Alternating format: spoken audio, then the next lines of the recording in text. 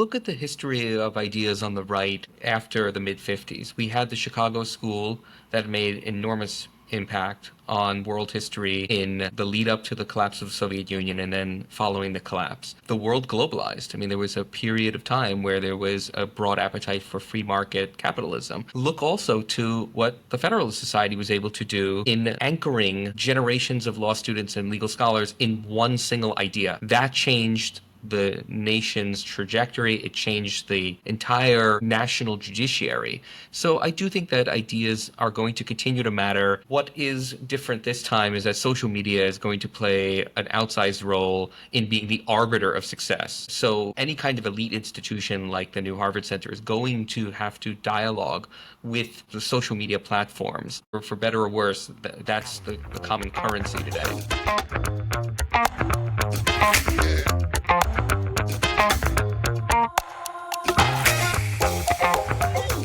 Hello and welcome to another episode of the City Journal podcast. My name is Rafael Mangual, Senior Fellow and Contributing Editor at City Journal and your guest host for the day. And I am joined by a great panel of brilliant colleagues as always.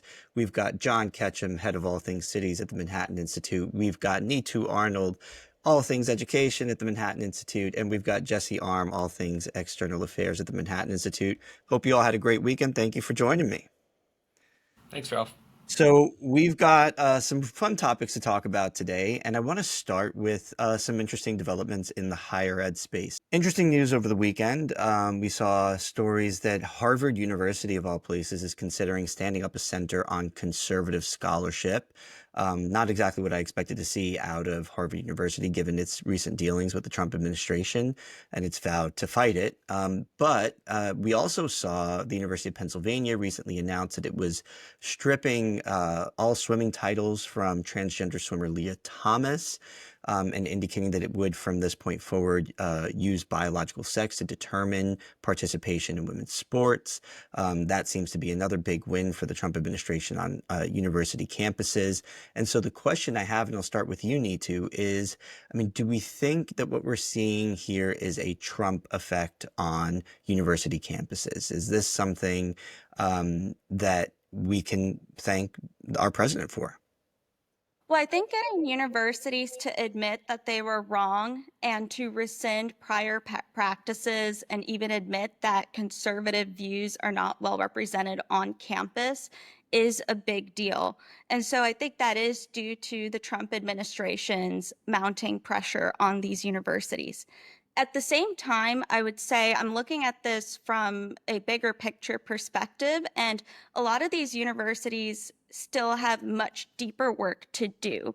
I think an interesting trend I'm seeing right now is that a lot of universities are rallying around intellectual pluralism. But I don't think it's so much that they care about intellectual diversity. I think it's about protecting certain departments, maybe more activist departments, activist professors from further scrutiny. And that is actually the place where we need further changes, whether universities are willing to phase out certain departments or offer opportunities for university departments to change themselves, to reform themselves, because at the end of the day, if you want true intellectual inquiry or diversity and open inquiry, the campus has to be a friendly place for all viewpoints, and it can't just be a place that is promoting progressive activists. Yeah, so Ralph asked about the Trump effect, right? I think it's you got to note the fact that what we're seeing now is something that would have been almost unthinkable even a year ago. Yeah, Harvard Center on new academic, like a new academic center focused on classically liberal ideas. Penn retroactively stripping this biological male swimmer of her titles in the women's sport. Columbia also inching toward a federal deal. Yeah, there's definitely a Trump effect that's establishing change at what are America's most ideologically captured campuses. But I think we should also be clear that teaching great books or covering Locke or Rousseau in a civics class shouldn't be coded as conservative to begin with, right? That's just education. But on today's campuses, you could read John Stuart Mill and that'd be considered a microaggression. So there's no fixing that from the inside, like Neetu says. You need a lifeboat, you need alternatives, and that's what these centers are. And the Harvard idea is kind of a case in point. And this is funny. I saw Ross Douthat, I think, flagged this on Twitter.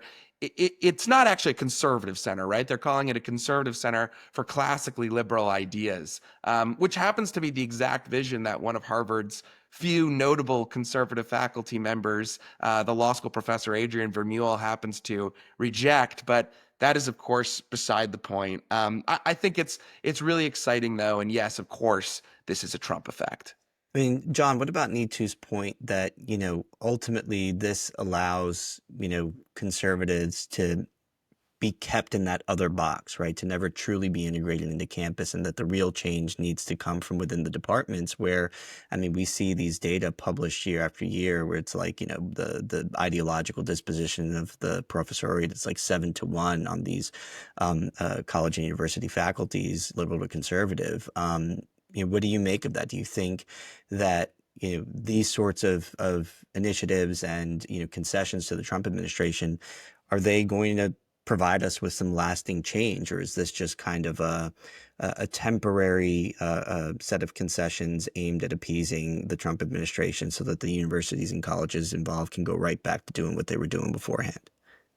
So I could speak to my experience as a Harvard Law School alum, and I see this as essentially analogous to the Federalist Society in the law school, where the Federalist Society brings together conservative-minded legal academia and conservative students to propel students' careers in prestigious clerkships, in law firm placements, and so on.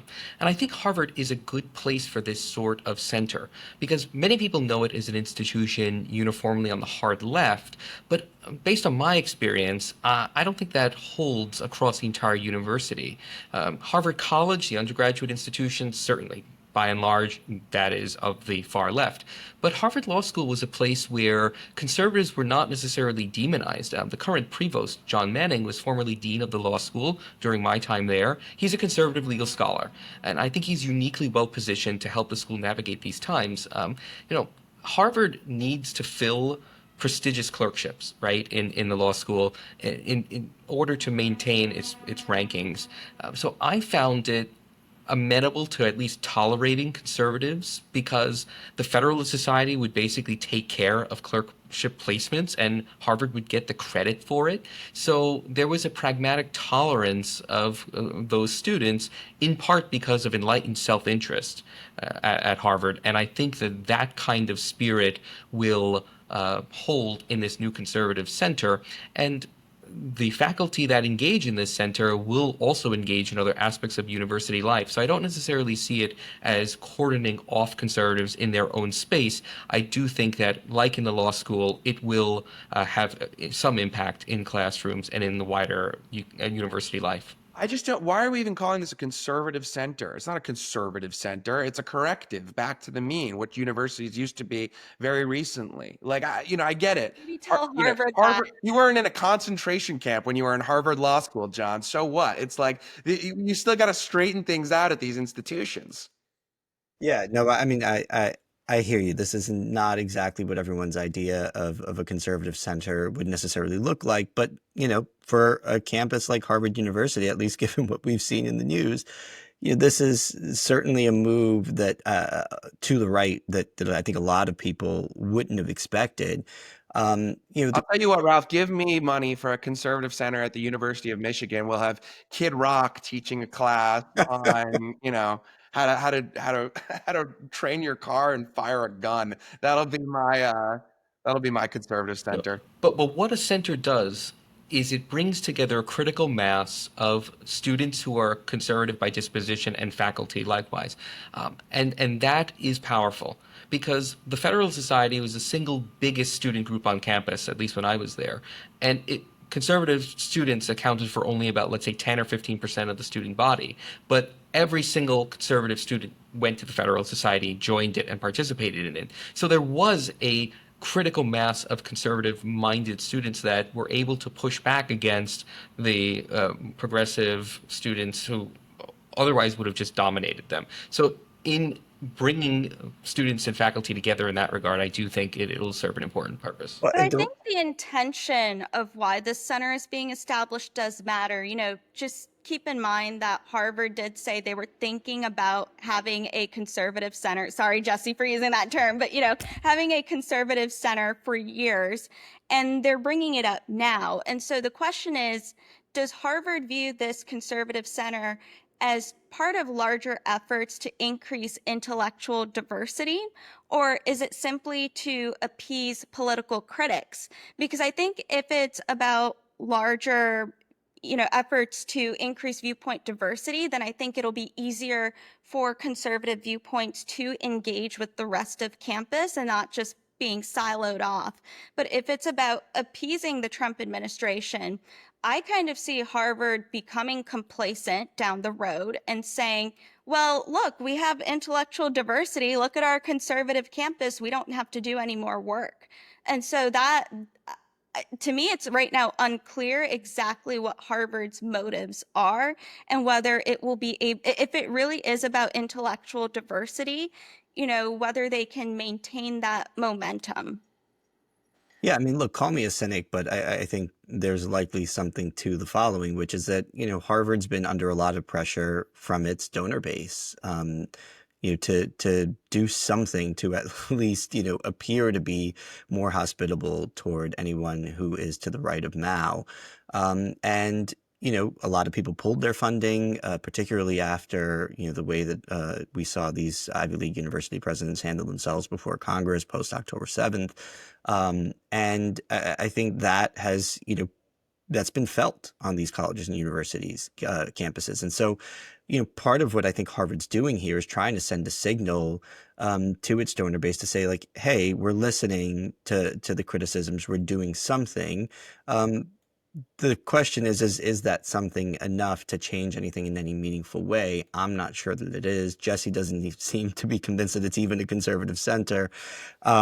I mean, so Well, no, look, hey, can we just address this point? So conservative and moderate faculty are obviously self-censoring in these left-wing academic partners, these left-wing academic departments, which is all of them, right, in the country, especially at these big Ivy League schools, right? So we're giving part of the game away by describing this as a concession to the conservative movement. I mean, I think Neetu rightly identifies that, like, the answer here is pluralism. The answer here is to get back to a place not where, like, is just some sort of like 50-50 split between who's registered as a Democrat and who's registered as a Republican teaching any given class at these top schools. No, the point is to get back to a place where dissent is encouraged rather than threatened as, it's white supremacist to say you want to learn from an old dead white guy, or that his writings could afford to potentially teach America's youth anything of value. So look, I mean, I'm not a education policy scholar like Neetu or a Harvard Law graduate like John, but I simply say, I think by calling these things conservative centers rather than what they are, which is a corrective to the highly ideological, like what was it called in the Soviet Union? The ideology enforcers, commissars, right? I think it's something closer to that, and we want to. And the Trump administration is pushing for a corrective on that front. But see, I see this as allowing conservative faculty to get their ideas in a forum and just have them out there, and then they're known for that. And then the consequences, will be less than if they had to, let's say, publish in an academic journal or teach these things in a classroom. I think that having this center gives them some space to do this kind of more risky work. Ralph brings up a good example of someone on the Harvard Law faculty who really defies categorization. Adrian Vermeule, right? I can't. That was Jesse, not me. But oh, okay. Hard to believe I'm the one bringing up random Harvard Law professors, right? Yeah, I think his book is somewhere back there. Yeah, but common good constitutionalism is not necessarily something you can put in a neat box anywhere. But I think it's professors like Vermeule who will get the most out of this new center, and then the consequences Despite the for the fact that university. he himself rejects classical liberalism, but yes. But I think there will be a dialogue within the conservative movement, and this center will be a forum for hashing out some of these differences, regardless of the label. Yeah, look, I think that's right, but it also, I think, brings up, an interesting question, which, I think this is a good time to transition to the secondary topic for today, which is that, what even is conservatism, right? I mean, here you have a center that's supposed to be classically liberal in its disposition. Classical liberalism, uh, has a lot of important figures that loom large, even in today's conservative movement. People like William F. Buckley and, Thomas Sowell. These are thinkers who I think very rightly can be categorized in the classical liberal tradition. But conservatives seem to be having, an interesting moment where they're trying to, reestablish an identity in the time of MAGA. I'm not sure that, that any one person, even working within this movement the way that we do, could even tell us exactly what a conservative is and get, more than 40% agreement, from people who identified as right of center in a poll. And, it just makes me think about what we saw recently at the Turning Point USA conference, where you had people like, Tucker Carlson, Dave Smith, very much identifying themselves as, people who were on the right, but at the same time, spouting a very different brand of, thought and politics than, we would have seen, say, at a National Review conference in, 1960, or, that we might see at a Federalist Society conference today. And so, the question is, I mean, what do we think about the future of the right? Not just on university campuses, but, even outside those university campuses. I mean, is the right going to remain the kind of, fusion traditionalism mix of, the time of Reagan and Well, Buckley, or is it's it going not to be gonna something remain different? that because it isn't even that at this point, right? I mean, I don't think the future of the right is the fusionism from like 30 or 40 years ago, and nor is it some of the isolationist libertarianism that you heard from the stage at the Turning Point USA conference. It doesn't need to be either. I do take quibble with the notion that there's nobody who could define a set of policy ideas and then point to them and say, this is what the conservative movement is for in this day and age. I think there is someone who can do that, and it's Donald Trump, the president. So the future of conservatism is going to be something new, shaped by Trump, but not exclusively reducible to him. America First, or at least the MAGA iteration of it, of today, has grounded the right in a sort of results oriented, common sense ideology. Be tough on crime, defend your border, rebuild industry, keep men out of women's sports, hit our enemies without apology. Those are all 70 to 80% issues. So I think Trump has used the phrase in some of his speeches previously, a revolution of common sense. So that is an aggressive disposition, but pushing for an ideology that is center right at most, not so aggressive that it's rocking the ship. Donald Trump is pushing it, common sense policies. So as campuses start to create like new centers for conservative thought, again, like and our movement is having exciting rallies with 7,000 young people turning out at Turning Point USA. I think that all of that is a good thing for the right, but the goal should neither be the goal shouldn't be reviving an old consensus or platforming crankery, a lot of which are also borrowed from old ideas. So it should be giving intellectual coherence to the new popular realism of incisive leaders like the president. Yeah, I mean, I guess the question is, I mean, I look at this younger generation of, people who are identifying with the MAGA movement, and I don't see a coherent ideology. I don't see, a sort of sense of what it means to be a conservative outside of the sense that all it really means is to be anti-left or anti-woke, which is why I think you have this level of entertainment for conspiracy theories, on the young right that I just never imagined seeing. I mean, you have people, like Dave Smith who, have their star rising by articulating these, wild theories about how everyone in the country is trying to, get us and keep us in a state of war, rather than entertaining the possibility that it's just a good thing to defend allies. Ralph. There's a coherent ideology associated with today's right. Dave Smith just isn't a part of it. Dave Smith was out Tell there. that to him. I mean, he's identifying I himself don't need as to. Dave Smith was as a out there a right few days winger. ago. Dave Smith was out there a few days ago arguing that the president should be impeached and removed from office because of a bloodless and highly effective United States military operation that he and Tucker Carlson theorized would all but certainly cause World War III, which never amounted to anything more than exactly what Donald Trump told us it would be, which was a discrete operation to take out Iran's nuclear weapons program. So I don't know. I think there's a plenty ideologically consistent vision for what American conservatism is in its next iteration. I just don't think Dave Smith belongs to it in any way, shape, or form. And the fact that Turning Point USA chose to extend an invitation to him, so be it. I mean, we've got people who Just chose aren't to part of extend our an ideological invitation to him, coalition. right? But both he and Tucker Carlson spoke at that Well, conference, and both they invited Dave received. Smith to participate in a debate Sure, with Josh sure. Hammer, and he got his ass handed to him. But Um, but both Dave Smith and Tucker Carlson received many, many moments of, raucous applause for some of the things that they were saying. It wasn't like they were super poorly received in that environment. And so, I don't know. I mean, it seems to me like there is a tension on the right between two or maybe, five different brands of what it means to be a conservative. I feel that, as someone in the movement. I mean, what about you, Neetu?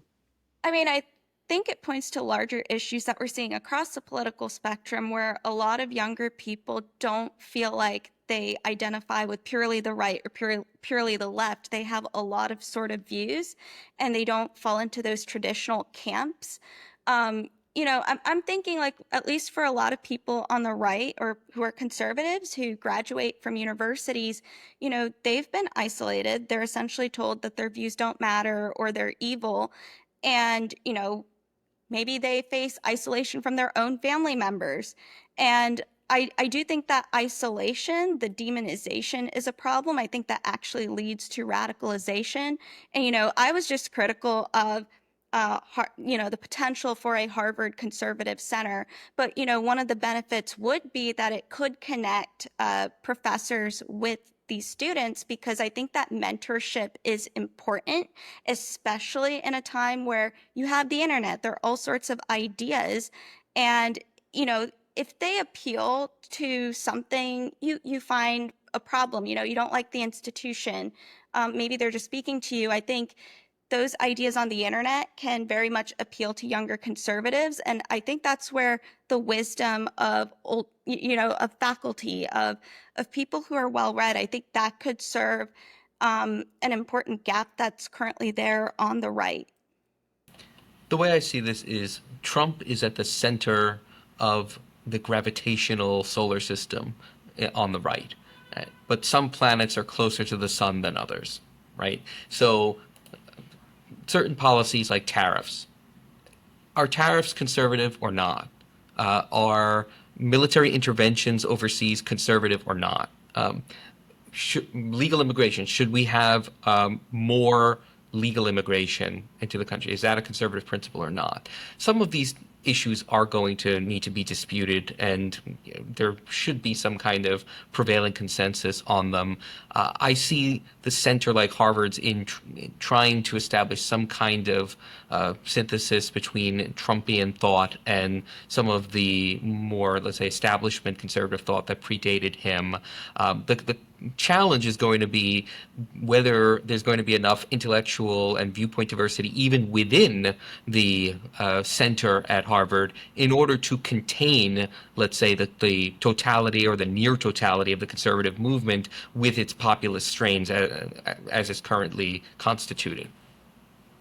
Guys, the future of the conservative movement is not at Harvard. Like, it's important to hold these institutions accountable and push them, but like, we need to be honest about the fact that we on this podcast, like, we are the highly educated wing of the low education party, at least for the foreseeable future, right? And we're not explicitly identifying with one political party or another, but when it comes to conservatives, an increasing chunk of them are those who identify with the American right are doing so despite the fact that they are, less educated. They have gone to college in much fewer numbers. The left, the Democratic Party, that is the future of the highly educated faction of America. And I think that is a byproduct of the fact that these universities have become ideological indoctrination centers. So once again, to get back to that last topic, right, a corrective and a push against that is totally prudent and something that this administration, I think, is handling quite well. But we should be concerned about what's happening at these TPUSA conferences, but we should not be hand waving it off and saying, therefore, like, there's something wrong with it. Like, the TPUSA conference is a beautiful thing. You're assembling 7,000 young people to get together and say, no, like Neetu says, like, we don't want to be canceled for having different lines of thinking and thought, but you have to remind these folks, yeah, we're here under a cohesive umbrella, downstream from what a lot of President Trump has been doing in the White House. We're not here just to agitate for the sake of agitation. And I think, I wouldn't have made some of the same speaker decisions that Charlie Kirk made with this year's Turning Point USA conference. But I think Charlie raised a good point on a number of occasions. At least I watched during that Dave Smith and Josh Hammer debate over foreign policy. Like, Charlie points out repeatedly, like, guys, there's a fever swamp of nasty, racist, anti-Jewish hatred that is spewing from dark corners of the online right. Don't get caught up in that. And that's a really important message to communicate to our young folks. And you guys, like Buckley today is perceived as the establishment wing of the conservative movement. Fine, so be it. But in his heyday, he most certainly was not. He was the agitator. He was kind of the carnival guy, bringing in a little bit of hoopla to excite young folks and create pathways for them to enter into the American right. Charlie and some people You brought like me that, into the American right. yeah, absolutely. So it's but also when the time push came to shove, right? Buckley had his moment with the John Birch Society and said, no, we're going to do some gatekeeping. We don't have no enemies to our right. We reject racism. We reject intolerance. We reject abject nativism. So yeah, I mean, there are going to be people who have to play that role today, given the new political realities and the new political circumstances. And, we have some role in that debate as well. Yeah, I mean, look, I think it's interesting, Buckley kind of rose to fame by making an argument that you just made now, Jesse, which is that, the universities were sort of bastions of left-wing indoctrination at the time, right? I mean, God and Man at Yale was published in, 1955, where he was making a lot of these same arguments. So, that raises a question too, is like, do we actually, is Jesse right, John and Neetu? I mean, is it true that the future of the right is not going to be anywhere near these university campuses? I mean, we haven't been able to make a dent since Buckley warned us in 1955. Why do we expect to make a dent at any point in the near future? Look at the history of ideas on the right after the mid 50s. We had the Chicago School that made enormous impact on world history in the lead up to the collapse of the Soviet Union and then following the collapse. The world globalized. I mean, there was a period of time where there was a broad appetite for free market capitalism. Look also to what the Federalist Society was able to do in anchoring generations of law students and legal scholars in one single idea, in originalism. That changed the nation's trajectory. It changed the entire national judiciary. So I do think that ideas are going to continue to matter. What is different this time is that social media is going to play an outsized role in being the arbiter of success. So any kind of elite institution like the new Harvard Center is going to have to dialogue with the social media platforms. And for better or worse, that's the common currency today. That just because the majority of a political party doesn't necessarily attend college or doesn't benefit directly from higher education doesn't mean that the policies and the decisions that occur at our universities don't matter, because oftentimes these are the places where your future doctors, your journalists, your teachers are being educated. And I think, as we've seen over the past couple of years, what happens at the universities doesn't just stay at the universities, it trickles down to the rest of society. And so that's why I think you should still care about what's happening in higher education and trying to make it better. So let's play a little game of gatekeeping for ourselves as we sort of wind down our time together.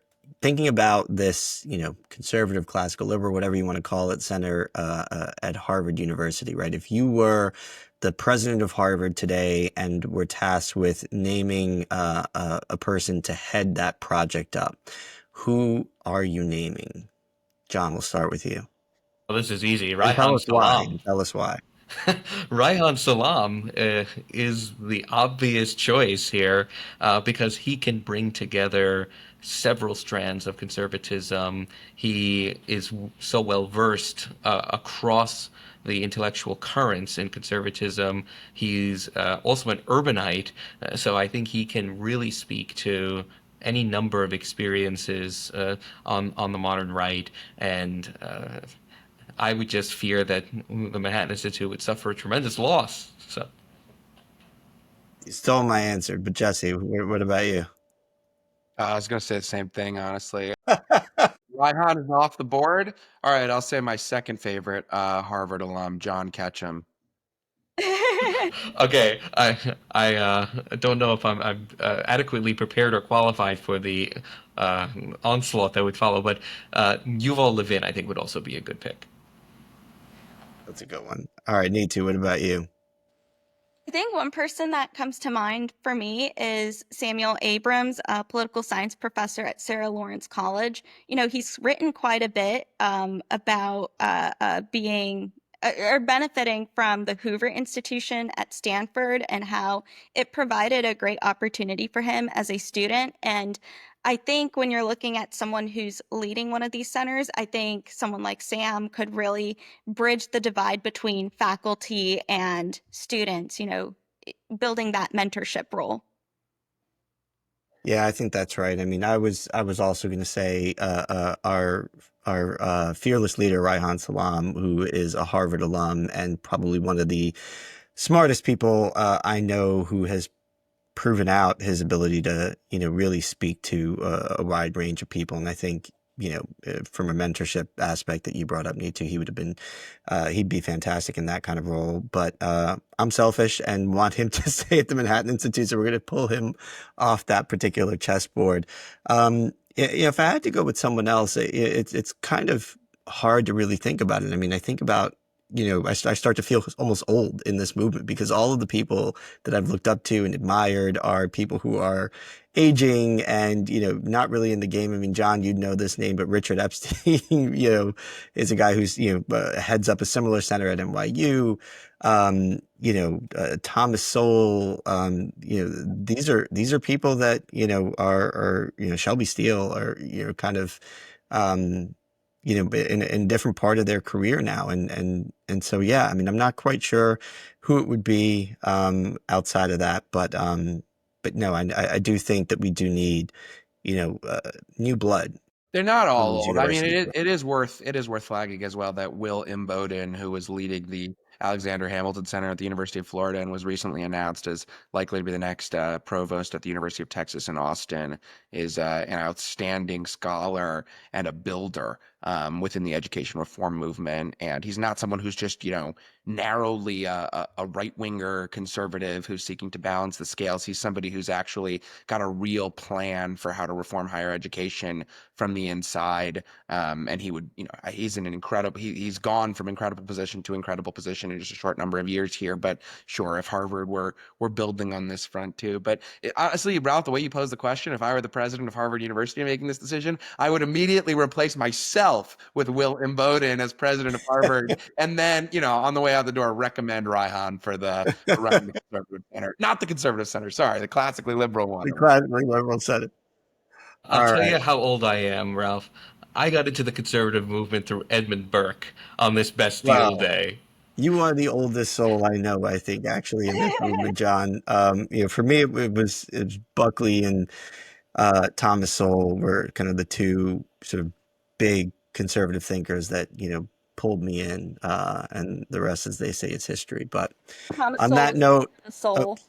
oh yeah, no, he's great. You can't get better For than me, him. it was the great scholar Sean Hannity on every night at 9 o'clock. That was what did the trick over here. Nothing fancy. That's funny. Well, once I realized I was kind of on the right, I started watching a lot of Fox News, and I went for about 5 years without ever missing the Talking Points memo with Bill O'Reilly, which I thought was one of the best monologues on TV every day. Fox News And is he's awesome. Fox News is awesome. Still yeah, is.